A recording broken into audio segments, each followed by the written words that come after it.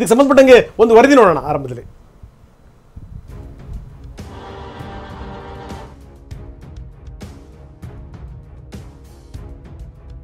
Bluebird Day on Earth.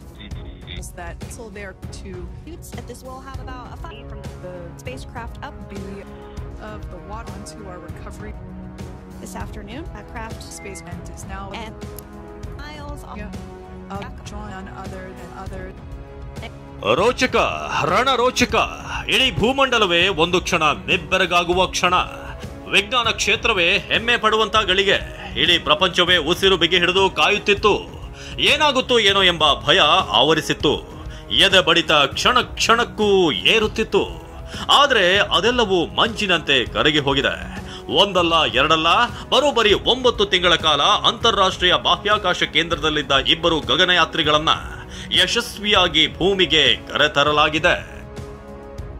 9 ತಿಂಗಳ ತ್ರಿಶಂಕು ಸ್ಥಿತಿಗೆ ಕಡೆಗೂ ಮುಕ್ತಿ. time and you're went down from Wilmore and onto our recovery and miles drawn on other than other. ಇದು ಬಾಹ್ಯಾಕಾಶ ವಿಜ್ಞಾನದ ಲೋಕದಲ್ಲೇ ಸುವರ್ಣಾಕ್ಷರಗಳಲ್ಲಿ ಬರೆದಿಡುವಂತ ಕ್ಷಣ. ಭಾರತದ ಕೀರ್ತಿ ಪತಾಕೆ ಹಾರುವಂತ ಸಂದರ್ಭ.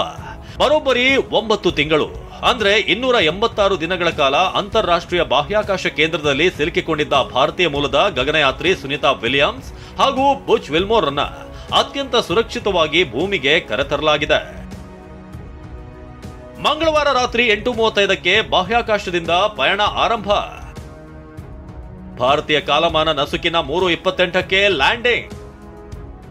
ಬಾಹ್ಯಾಕಾಶ ಕೇಂದ್ರದಿಂದ ನಿರಂತರ 17 ಗಂಟೆಗಳ ಸಂಚಾರ. ಫ್ಲೋರಿಡಾ ಸಮುದ್ರದಲ್ಲಿ ಬಿದ್ದ ಸ್ಪೇಸ್ ಎಕ್ಸ್ ಕ್ರೂ ಡ್ರ್ಯಾಗನ್ ನೌಕೆ. ನೋಡಿ, ಇದು ನಿಜಕ್ಕೂ ರೋಮಾಂಚಕ ದೃಶ್ಯ. ಸುನೀತಾ ವಿಲಿಯಮ್ಸ್, ಬುಚ್ ವಿಲ್ಮೋರ್ ಸೇರಿ 4 ಗಗನಯಾತ್ರಿಗಳನ್ನ ಹೊತ್ತಿದ್ದ ನೌಕೆ ಯಾವ ರೀತಿ ಸಮುದ್ರಕ್ಕೆ ಬೀಳುತ್ತಿದೆ ನೋಡಿ. ಭಾರತೀಯ ಕಾಲಮಾನ ಮಂಗಳವಾರ ರಾತ್ರಿ 8:35ಕ್ಕೆ 400 ಕಿಲೋಮೀಟರ್ ದೂರದ ಅಂತಾರಾಷ್ಟ್ರೀಯ ಬಾಹ್ಯಾಕಾಶ ಕೇಂದ್ರದಿಂದ 4 ಗಗನಯಾತ್ರಿಗಳನ್ನ ಹೊತ್ತ ಸ್ಪೇಸ್ ಎಕ್ಸ್ ನ ಕ್ರೂ ಡ್ರ್ಯಾಗನ್ ಬಾಹ್ಯಾಕಾಶ ನೌಕೆ ಭೂಮಿಯತ್ತ ಪ್ರಯಾಣ ಆರಂಭಿಸಿತ್ತು. ನಿರಂತರ 17 ಗಂಟೆಗಳ ಪ್ರಯಾಣದ ಬಳಿಕ ಭಾರತೀಯ ಕಾಲಮಾನದ ಸರಿಯಾಗಿ ಎಂದು ನಸುಕಿನ 3:28ಕ್ಕೆ ಅಮೆರಿಕದ ಫ್ಲೋರಿಡಾ ಸಾಗರದಲ್ಲಿ ಸ್ಲಾಶ್ ಲ್ಯಾಂಡಿಂಗ್ ಆಗಿದೆ. Time and you're down from Wilmore and of crew to plane and their Bluebird Day on Earth. ಅಂತಾರಾಷ್ಟ್ರೀಯ ಬಾಹ್ಯಾಕಾಶ ಕೇಂದ್ರದಲ್ಲಿ ಕಳೆದ 9 ತಿಂಗಳಿಂದ ಬೋಯಿಂಗ್ ಸ್ಟಾರ್ಲೈನರ್ ಎಂಬ ಬಾಹ್ಯಾಕಾಶ ನೌಕೆಯಲ್ಲಿ ಸಿಲುಕಿಕೊಂಡಿದ್ದ ಸುನೀತಾ ವಿಲಿಯಮ್ಸ್ ಮತ್ತು ಬುಚ್ ವಿಲ್ಮೋರ್ ಇಬ್ಬರನ್ನೂ ಕೂಡ ಕರೆತರಲು ತೆರಳಿದ್ದ ನಾಸಾ ಗಗನಯಾತ್ರಿ ಹೇಗ್ ಹಾಗೂ ರಷ್ಯಾದ ಗಗನಯಾತ್ರಿ ಅಲೆಕ್ಸಾಂಡರ್ ಗೋರ್ಬುನೋವ್ ಯಶಸ್ವಿಯಾಗಿ ಭೂಮಿಗೆ ಬಂದಿಳಿದಿದ್ದಾರೆ. ಸೇಫ್ ಆಗಿ ಸಮುದ್ರಕ್ಕೆ ನೌಕೆ ಲ್ಯಾಂಡಿಂಗ್, ಅದ್ಭುತ ದೃಶ್ಯ. SpaceX Dragon spacecraft the crew 9 ಭೂಮಿಯ ಗುರುತ್ವಾಕರ್ಷಣೆಗೆ ಒಳಪಡುತ್ತಿದ್ದಂತೆ ತನ್ನ ವೇಗ ಕಡಿಮೆ ಮಾಡಿಕೊಳ್ತು. ನೌಕೆ ಸಮುದ್ರದತ್ತ ಧಾವಿಸುವಾಗ ಪ್ಯಾರಾಶೂಟ್ಗಳು ತೆರೆದುಕೊಂಡು ಮೊದಲಿಗೆ ಸ್ಪೇಸ್ ಎಕ್ಸ್ ಡ್ರ್ಯಾಗನ್ ನೌಕೆಯನ್ನ ಸ್ಥಿರಗೊಳಿಸುವುದಕ್ಕೆ 2 ಡ್ರೋಗ್ ಪ್ಯಾರಾಶೂಟ್ಗಳನ್ನ ತೆರೆಯಲಾಯಿತು.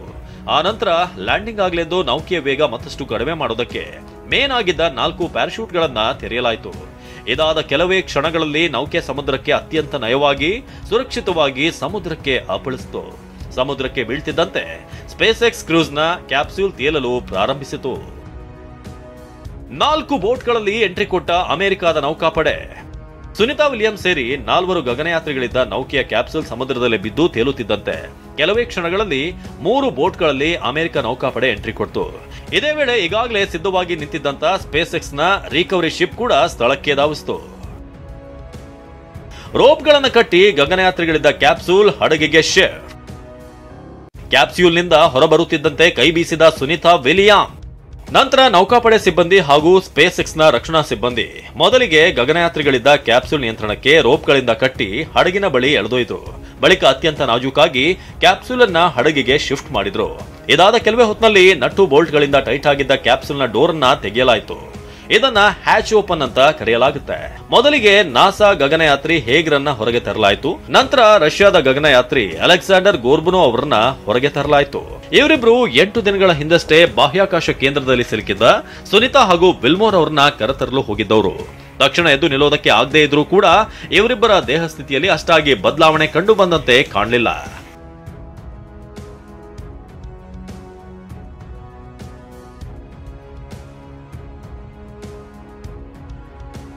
ಇನ್ನು ಮೂರನೇದಾಗಿ ಸುನಿತಾ ವಿಲಿಯಮ್ಸ್ ಅವ್ರನ್ನ ಹೊರಗೆ ಕರೆತರಲಾಯಿತು. ಬರೋಬ್ಬರಿ 9 ತಿಂಗಳ ಬಳಿಕ ಭೂಮಿಗೆ ಬಂದ ಸುನಿತಾರ ಸಂತಸಕ್ಕೆ ಪಾರವೇ ಇರಲಿಲ್ಲ. ಎದ್ದು ನಿಲ್ಲಲು ಆಗದ ಸುನಿತಾ ಕುಳಿತಲ್ಲೇ ನಗುಬುಗದೊಂದಿಗೆ ಕೈ ಬೀಸಿ ಸಂಭ್ರಮ ವ್ಯಕ್ತಪಡಿಸಿದ್ರು. ಕೊನೆಯದಾಗಿ ಸುನಿತಾ ಜೊತೆಗಿದ್ದ ಮತ್ತೊಬ್ಬ ಗಗನಯಾತ್ರಿ ಬುಚ್ ವಿಲ್ಮೋರ್ ಅನ್ನು ಕೂಡ ಹೊರಗೆ ತರಲಾಯಿತು. ಈ ಎಲ್ಲಾ ಪ್ರಕ್ರಿಯೆಗಳು ಕೂಡ ನಸುಕಿನ 3:28ಕ್ಕೆ ಶುರುವಾಗಿ 4:27 ಸುಮಾರಿಗೆ ಮುಕ್ತಾಯಗೊಳ್ತು. 4 ಗಗನಯಾತ್ರಿಗಳು ಹೆಲಿಕಾಪ್ಟರ್ನಲ್ಲಿ ನಾಸಾ ಆಸ್ಪತ್ರೆಗೆ ಶಿಫ್ಟ್. 4 ಗಗನಯಾತ್ರಿಗಳನ್ನ ಸ್ಪೇಸ್ಎಕ್ಸ್ ನ ಡ್ರ್ಯಾಗನ್ ಕ್ಯಾಪ್ಸ್ಯೂಲ್ ನಿಂದ ಹೊರಗೆ ಕರೆತರುತ್ತಿದ್ದಂತೆ ಅವರು ಧರಿಸಿದ್ದ ವಿಶೇಷ ಸ್ಪೇಸ್ ಸೂಟ್ ನಲ್ಲೇ ಹೆಲಿಕಾಪ್ಟರ್ ಮೂಲಕ ಹೆಲಿಕಾಪ್ಟರ್ನಲ್ಲಿ ನಾಸಾ ಆಸ್ಪತ್ರೆಗೆ ಶಿಫ್ಟ್ ಮಾಡಲಾಯಿತು. ಎಷ್ಟು ದಿನ ಬಾಹ್ಯಾಕಾಶದಲ್ಲಿದ್ದ ಕಾರಣ ಇಲ್ಲಿನ ವಾತಾವರಣಕ್ಕೆ ಗಗನಯಾತ್ರಿಗಳು ಹೊಂದಿಕೊಳ್ಳಬೇಕಿದೆ. ಅವರ ಆರೋಗ್ಯ ಸ್ಥಿತಿ ಸ್ಪಂದಿಸಬೇಕಿದೆ. ಹೀಗಾಗಿ ಆಸ್ಪತ್ರೆಗೆ ದಾಖಲಿಸಿ ಅಗತ್ಯ ಚಿಕಿತ್ಸೆ ನೀಡಲಾಗುತ್ತೆ.